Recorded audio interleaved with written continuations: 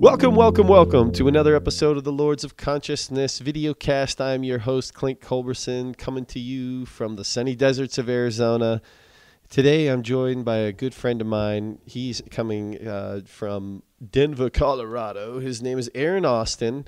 And I had Aaron on today because I wanted to discuss this 30-day challenge that he's doing in his own life. It's this he's a real journey of self-transformation, and he's blogging about it. And I really wanted to get him on because I feel like what he's doing is something that could really benefit the lives of those out there. Because ultimately, we're all seeking truth in our world, but we're all mostly, especially seeking truth about our own self and how we can, better optimize the lives that we're living and truly live the life that we are meant to live. And sometimes that means overcoming certain obstacles that we have in our life, or certain maybe even generational things that we're dealing with, and so on and so forth, cultural, the whole deal. I mean, we talk about it in a lot of the content that we put out here on Lords of Consciousness. And Aaron, I want to bring you in, man, and I want you to tell me kind of what you hope to gain with this. It's your blog is called 30 Days to Cairo.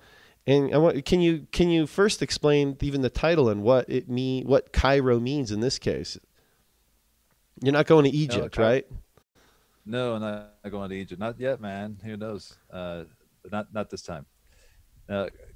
Cairo actually has many meanings. Its more direct translation, I believe, is Mars.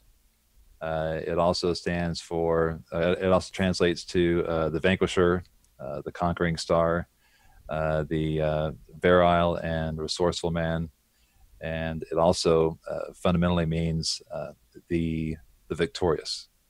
So this 30 days to Cairo is 30 days to my own personal victory. And that's awesome. In that journey, I'm conquering myself. That's my demon. That's my arch enemy.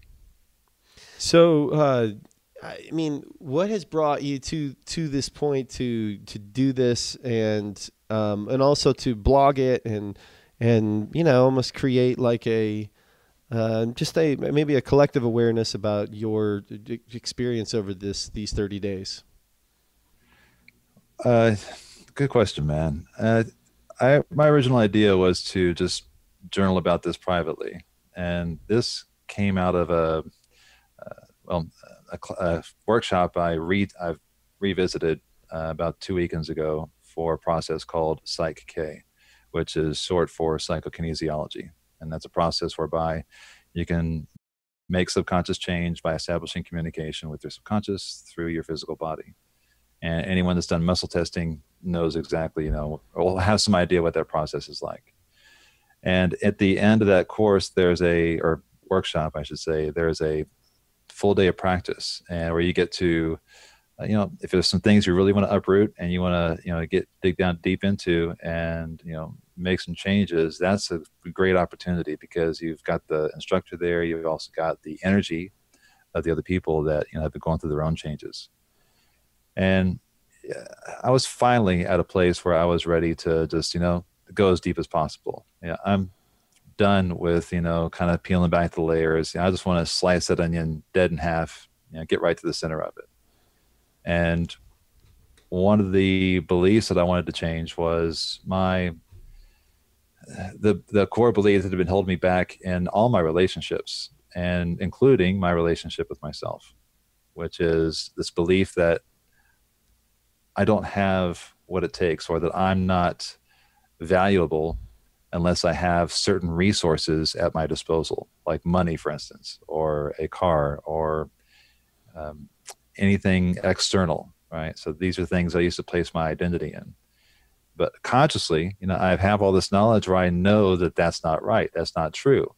That our value and really our abundance is our ability to be resourceful, not the resources. Right? And that's the shift. That's the fundamental shift that I wanted for myself. So the belief statement that came out of that, or they call them goal statements, was there's a few things tied to that, but the main thing was I knew that if I could establish a solid routine, that would give me a basis for, one, proving to myself that I can do it, and two, moving forward and building on top of that. So nature, just like nature, I wanted to build on my own successes. So I needed one good, solid success, which is to establish a solid routine. And that's really what this 30 days to Cairo is about, is just nailing down a good foundation and then building on top of that. So, what are some of the things that you hope to establish in this routine? Can you kind of give me like a general like day to day rundown of what you're planning on doing, and also how did you come up with the list in a sense of what you're going to focus on? Well, the first thing it is, I took a look at the things that were, that I had in my life that I'd done on occasion, but never really committed to for the long term, that had some benefit for me, or things that I've read about that there was a research that backed the benefit of doing these things or consuming these things.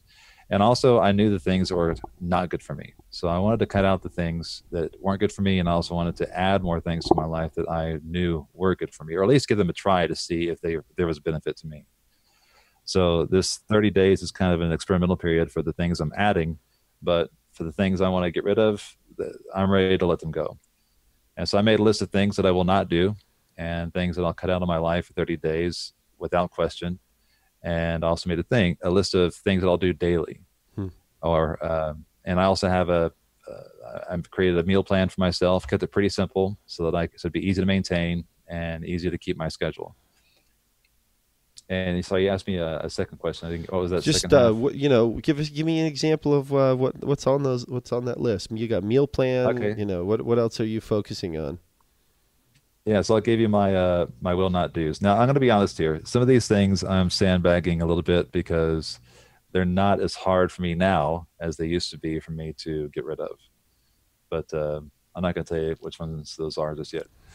Coffee, that's a tough one. Cigarettes, that one's okay. That one some days I can do without. Some days I really wish I had one, but it's not one that really holds me back. Hmm. Fast food, processed sugars, sweets or candy, sweeteners, with the exception of honey. Um, Complaining, that's more about maintaining my internal perceptions and also what I'm contributing to my environment. Right. Hmm. So if I'm complaining, that's affecting me internally plus my environment. Any self-deprecating talk, that's completely unacceptable. Uh, no TV, no news, no electronics an hour before bed, no electronics an hour after waking up. Hmm. And that's been a challenge, but it's going well so far. And I've actually noticed it's nice. It's the first day was tough because I always check Facebook. I always do a little bit of reading on my phone. I'm going to bed, and then I'll put on some Alan Watts to fall asleep to. Hmm. And I haven't had that. And the first night was tough, and now I'm kind of getting used to it. And it's nice to have that peace and quiet and that knowledge that everything is just shh. It's just dead silent. So some other things are, spending money on things, and I won't spend money on anything unless it's an investment in me personally, in my well-being or my business, or what it is I'm doing in this 30 days. No liquor, no beer. I am allowing red wine, though I haven't had any yet. Absolutely no microwaving and no lying. Completely telling the truth. No white lies, no misleading, nothing that could be categorized as a lie. Hmm. How do you hone in? The And did you other things on there that you feel like you could have added on there, but you didn't want to overwhelm yourself, or how do you narrow it down so it's something that you can actually really focus on? Well, that's also a good question, man. I li- deliberately tried to set this list to overload me Yeah. because I wanted to. My goal, one of my secondary goals in this process is to find out, where that threshold is for me. Because if I can identify that threshold, then I know where my baseline is and where I can set that healthy baseline. That's my new routine, and that's my baseline for moving forward and building on. So from there, I have a healthy environment, a healthy, nurturing place from which to, take that next step to that next level. Hmm. So I'm purposely overloading myself. I'm made this extremely aggressive for me. Yeah. Maybe for some people it's not a big deal, but for me this is pretty challenging. Yeah, and I see the power in what you're doing with by blogging it. By writing it down, you have it all written down. Whether you blogged it and broadcasted the world, but the fact that you actually wrote this all down, and then you have a constant reminder of what you really are focusing on, not just something you said and you're going to try to remember it, but truly, going back to and having it really well documented to hold yourself accountable. And I kind of wanted you to talk about the importance of accountability through this process of transformation. It's so easy to set goals, yet it's just too easy to just let them slide away and let them be forgotten. And, no one knows, so you don't really care. Only you know that you quit. So what is the importance of accountability throughout this process? Yeah, man, that's the human physical or neurophysiological construct that makes us feel good when we complete something. It's kind of a slippery slope. So that when you get that first day down, or maybe the first half day, you nailed everything, and you're doing really good, you feel really good about yourself, you kind of have the tendency you want to relax, and that can go too far, and then you start, slipping, and then you realize, oh crap, I missed this milestone, and I missed that milestone, and you start, or the things that you wanted to do, but you just kept them in your head, right? So if you don't write these things down, you don't have whether someone's holding you accountable or not.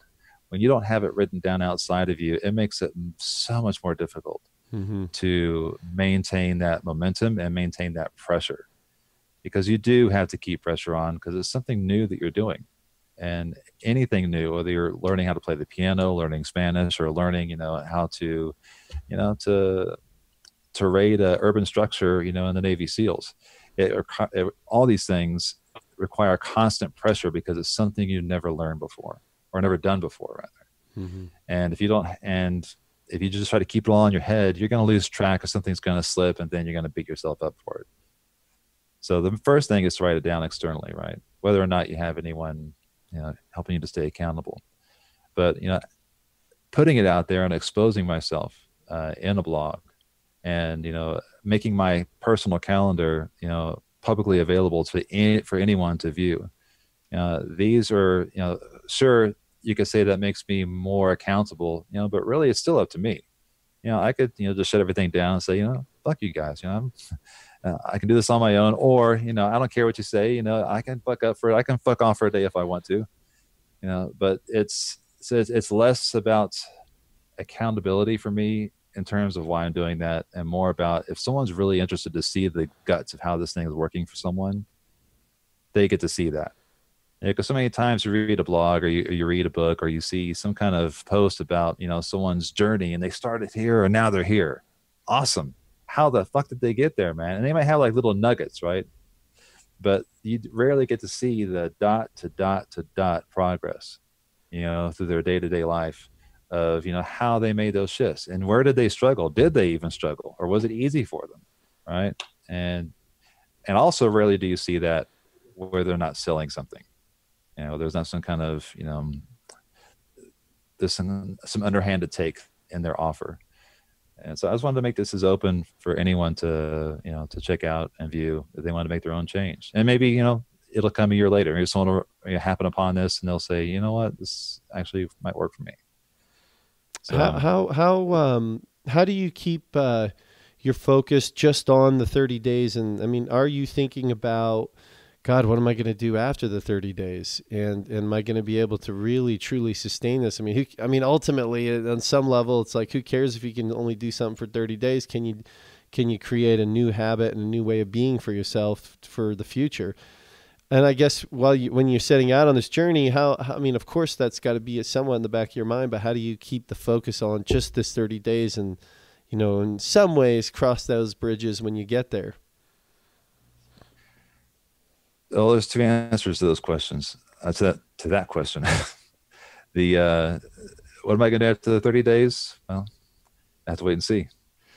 But my goal after those 30 days is for most of these things that I'm doing to be established routines, right? But life is always evolving, and something may occur in my life. I may find a new opportunity. I may get a job that I really want to give a shot and try out. Or I might find something might take off with our business, and I have to push more of the bulk of my time in that direction. And that's okay. The main thing is that, I'm going to bed at a regular time, and I'm shutting things down an hour before, and I'm getting up at the same time, pretty much before everybody else. And I'm not starting my machines up until an hour after that. That gives my body a regular, something steady. So my body knows what to expect when it comes time to rest, and knows what to expect when it comes time to wake up. And your body is the center point for all of your experience, internally and externally. So if you don't take care of that and you don't maintain that, it makes both sides more difficult to manage. So that's the main thing. Can I keep this down by 9, up by 4:30 routine? That's the first one I want to make that a just a lifestyle change. Just really root that one in. If I get at least that out of this, yeah, I'll be super happy. But I think I'm going to get a lot more than just the 9 to 4:30 out of it. Yeah, it's really cool, man. I think anyone listening could see something in their own lives that they know their mind knows. They're too smart for their own good, is I guess what I'm trying to say. It's like hard to keep lying to yourself when you know the truth. It's every time you drink that Coca-Cola, you're like, and you know what's really inside of it. I mean, how long can you keep lying to yourself? I mean, eventually you got to realize, like, this is not a habit I can keep. And I think we all Yeah. have that. And so, I really appreciate you doing this, because it's helped me even in my own life. Like I'm thinking of what I'm gonna do. I'm really gonna take something on myself and give it 30 days, because I do think 30 days is a if there's something vital about that number. Maybe you can even speak to that. Why 30 days? Is that the sufficient amount of days to kind of create a new habit? Is there any literature out there about this, and what's the significance of it? Yeah. So there is a lot of literature out there, and a lot of studies, as a matter of fact, in terms of how long it takes to take information that's in your short-term memory and short-term experience, and then nail it down into your subconscious. Some people say the standard is 21 days. Some people say 30 days. But honestly, you could have an experience that is so highly emotional, it becomes part of you forever. And a trauma is a great example of that. But we also have experiences that are the opposite of traumas, where something is so extraordinarily full of awe and wonder, or like we've realized something that has been in front of our eyes for all of our lives, and it just totally shifts something in our reality and our perception of it, Mm-hmm. and we're forever changed by it. That can happen in an instant. That's how our physiology works. But you know, when it comes to things where it requires a lot of effort, and you maybe not really aren't very enthusiastic about the change, well, then that's where the benefit of time comes in, right? And the benefit of routine. So I'm getting the benefit of time and routine, but I'm actually finding I'm super fucking enthusiastic about what I'm doing more and more every day, because it kind of Mm-hmm. builds on itself and it becomes more of a thrill, Yeah. and less of a drudge. But sometimes just that start, man, it's so hard because you don't have those neural pathways that are familiar with that routine. So it's not easy. But the more you lay those pathways down day by day by day, the easier it does become. And your subconscious is running the show. Your subconscious is running the show 95 to 99% of your day. And the more good, positive reinforcement and positive subconscious programming you feed your subconscious, then the more it's going to follow those ways of behavior naturally. I And love it, that's the man. purpose of the 30 days. Yeah. Yeah, it makes a lot of sense, and it's just kind of retraining your mind, and there's nothing wrong with that, man. Sometimes our minds are machines in a way, and so like you said, sometimes you have to blast through some new neural pathways, and that might require just, damn, it might just literally mean grinding out on the left logic brain of just routine and regulation, and have it all timed out, and until it becomes more of a natural flow for you. And I really dig what you're doing, brother. Can you tell everyone where they can follow your journey, and why you'd actually like them to follow their journey? Not so much to give promotion to yourself. You're not selling anything. And kind of go over really what your motivations are and why you would like people to follow this. Yeah. So thank you for bringing that up. Yeah. I've got nothing to sell. I'm not collecting any leads or any email addresses for the purpose of, marketing to people after this. There are no ads. There's no Google Analytics behind any of this. It's purely just me journaling my experiences with my journey in public. And if they go to 30daystocairo.com, that's 30daystocairo.com, then you can find all my social media links there. I'm primarily active on Facebook, but the other links and the other blogs I am updating periodically with to keep them current with the content. Perfect, man. I love it. Please, and I also have. Go ahead. I was going to say, I also have my phone number posted. So if anyone's interested in texting me, if they have questions themselves that they want to ask directly and not necessarily in a public forum, they're welcome to shoot me a text as well. Perfect, man. Yeah, go check it out. 30 days to Cairo, 30 days to your own personal victory. Even if the only thing you get out of this is to change one thing in your life that's a destructive behavior and turn it into a beneficial behavior. Only one thing, do it for 30 days and see what happens. And you're going to be better for it. And if that's the only thing you took away from this discussion, then you'll be the better for it. So thank you for coming on, Aaron. Really appreciate you. No worries, man. Thank you for the opportunity.